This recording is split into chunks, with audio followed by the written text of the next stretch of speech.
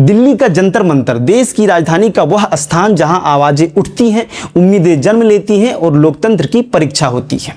आज उसी जंतर मंतर पर सोनम वांगचुक पिछले 20 दिनों से भूख हड़ताल पर बैठे हैं। 28 जून 2026 से शुरू हुआ ये अनशन जो है अब सिर्फ एक व्यक्ति का संघर्ष नहीं बल्कि उन सवालों का प्रतीक बन चुका है जिनके जवाब का इंतजार पूरा देश कर रहा है। नमस्कार, आदाब, जोहार। दिल्ली का जंतर मंतर एक बार फिर लोकतंत्र की सबसे पुरानी भाषा बोल रहा है। वह भाषा जो भाषण नहीं देती, जो नारे नहीं लगाती, जो प्रेस कॉन्फ्रेंस नहीं करती, वह सिर्फ खाना छोड़ देती है।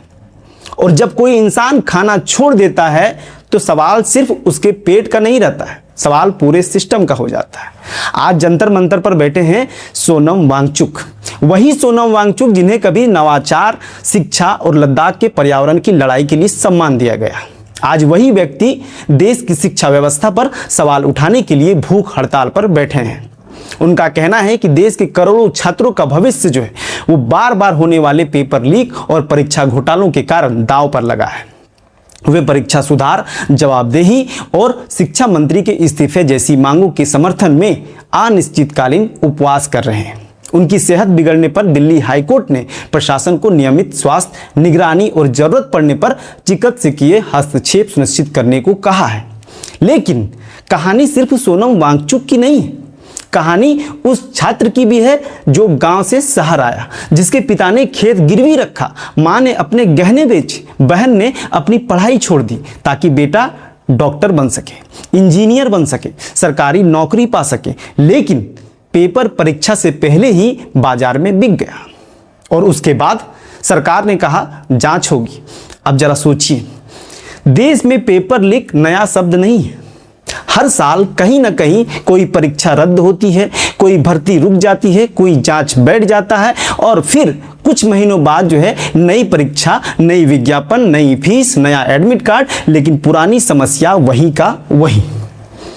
क्या कभी आपने सोचा कि पेपर लीक से सबसे ज्यादा कमाई किसकी होती है? कोचिंग उद्योग की, पेपर माफिया की, भ्रष्ट अधिकारियों की, या उस व्यवस्था की जो हर बार जांच का वादा करती है लेकिन व्यवस्था नहीं बदलती।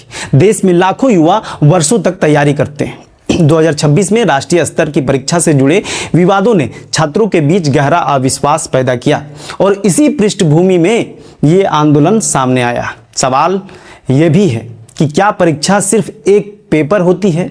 नहीं, परीक्षा किसी गरीब परिवार के 20 साल की उम्मीद होती है। उस पिता का अधूरा सपना होता है जो खुद कभी कॉलेज नहीं जा सका। उस मां की रातों की नींद होती है जो बेटे के लिए सुबह 4 बजे उठकर खाना बनाती है। जब पेपर लीक होता है तो सिर्फ प्रश्न पत्र नहीं लीक होता है, लाखों परिवारों का विश्वास लीक हो जाता है और विश्वास एक बार टूट जाए तो उसे वापस लाने में सालों लगते हैं। अब एक और सवाल, अगर किसी मंत्री के विभाग में एक बार गलती होती है तो संजोग कहा जा सकता है, 2 बार हो तो लापरवाही, लेकिन अगर बार बार लगातार देश की सबसे बड़ी परीक्षाओं में सवाल उठने लगे तो क्या सिर्फ जांच काफी है या जवाबदेही, अकाउंटेबिलिटी भी होनी चाहिए? यही सवाल आज जंतर मंतर पर बैठा व्यक्ति पूछ रहा है। दिल्ली हाईकोर्ट ने फिलहाल जबरन भोजन कराने का आदेश नहीं दिया है, लेकिन प्रशासन ने कहा है कि उनकी स्थिति बिगड़ने पर डॉक्टरों की सलाह के अनुसार कार्रवाई की जाए। लेकिन टीवी पर यह खबर कितनी देर चली? 5 मिनट, 10 मिनट या क्रिकेट के स्कोर के बाद? क्योंकि आजकल खबर वही बनती है जिससे टीआरपी आए। भूखा छात्र टीआरपी नहीं देता, भूखा किसान टीआरपी नहीं देता, भूखा शिक्षक टीआरपी नहीं देता, लेकिन किसको किसने क्या कहा यह पूरे दिन चलता है। और इसी बीच देश का सबसे बड़ा सवाल धीरे धीरे स्क्रीन से गायब हो जाता है।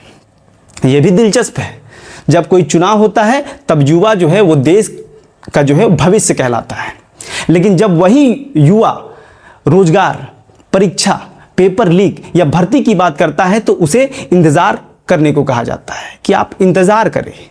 यही इंतजार आज जंतर मंतर पर भूख में बदल गया है।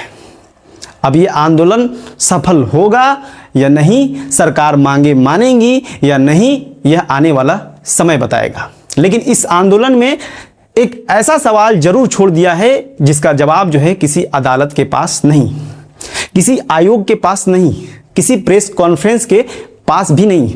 और वो सवाल है कि क्या इस देश में मेहनत अभी भी सफलता की सबसे बड़ी गारंटी है, या अब जो है मेहनत से ज़्यादा ज़रूरी हो गया है कि आपका पेपर लीक ना हो। यही सवाल है और शायद यही इस पूरे आंदोलन की सबसे बड़ी खबर भी है। बाकी आपका इसमें क्या कहना है कमेंट बॉक्स में जरूर बताइएगा और वीडियो को शेयर जरूर कर दीजिएगा। मिलते फिर एक नए वीडियो में नई जानकारी और नए सवाल के साथ। तब तक के लिए जय हिंद, जय झारखंड, जोहार झारखंड।